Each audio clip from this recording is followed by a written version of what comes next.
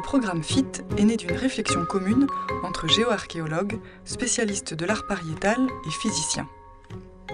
Il est le résultat d'un travail interdisciplinaire qui croise les compétences des laboratoires PACEA, I2M, IRAMAT CRP2A et CELIA. FIT s'inscrit dans la continuité de projets débutés en 2005. Il est financé par la région Aquitaine-Limousin-Poitou-Charentes et doit s'achever en 2017. Contraction de physique et de taphonomie, le programme FIT a vocation à comprendre l'évolution dans le temps des surfaces de parois de grottes par l'analyse multiphysique des différents matériaux présents dans les cavités.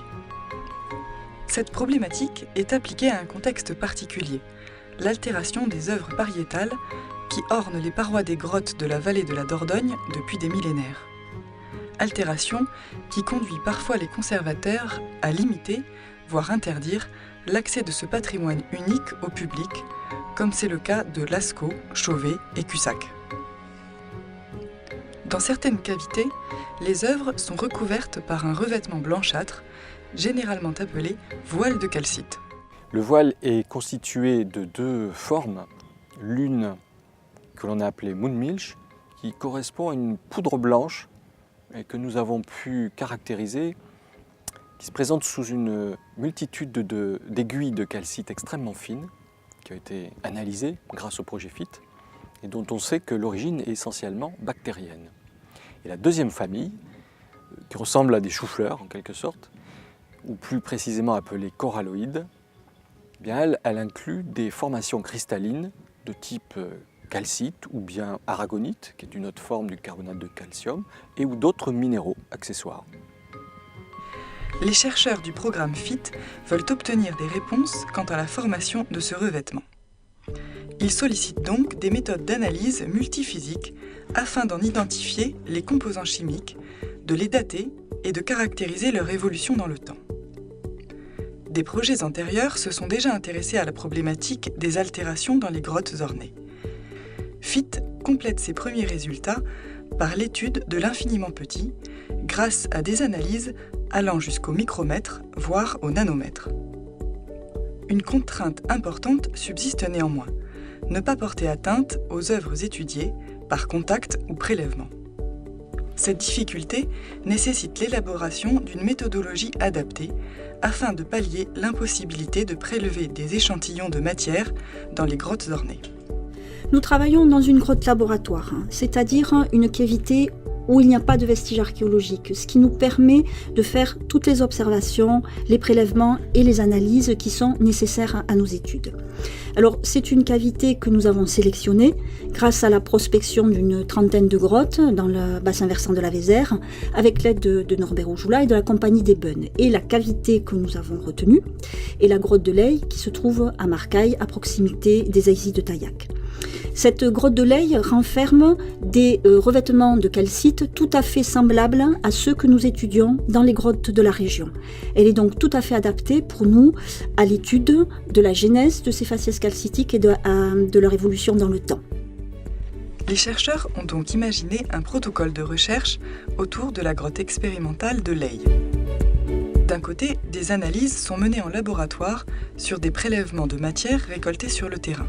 De l'autre, des analyses mobiles réalisées in situ viennent compléter le travail en laboratoire.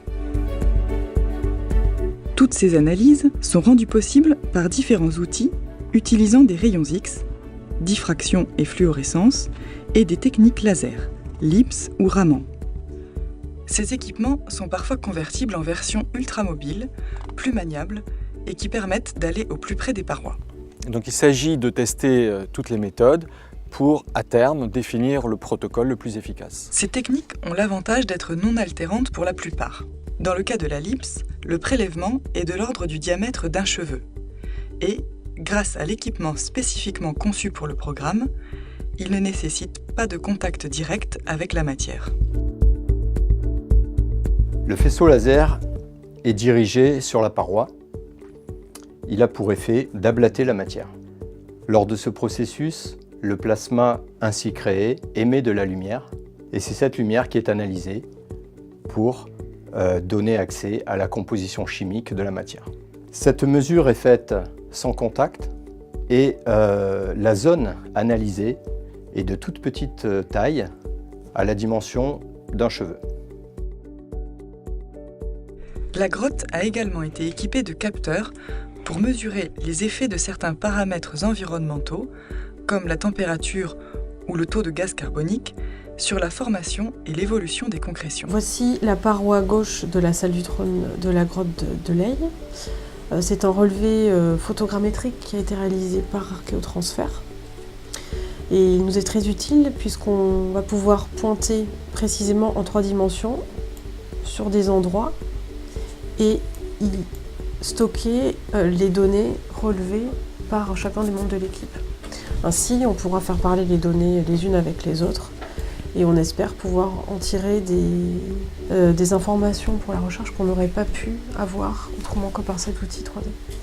Les résultats obtenus serviront à aider le travail des conservateurs et à les accompagner pour remédier aux altérations qui menacent les œuvres pariétales.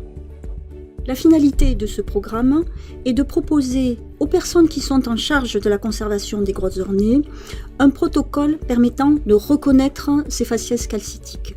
Et ceci à partir de méthodes que nous aurons définies comme étant les moins invasives possibles vis-à-vis des œuvres pariétales. En 2 mots, le meilleur outil pour la préservation de ce patrimoine exceptionnel.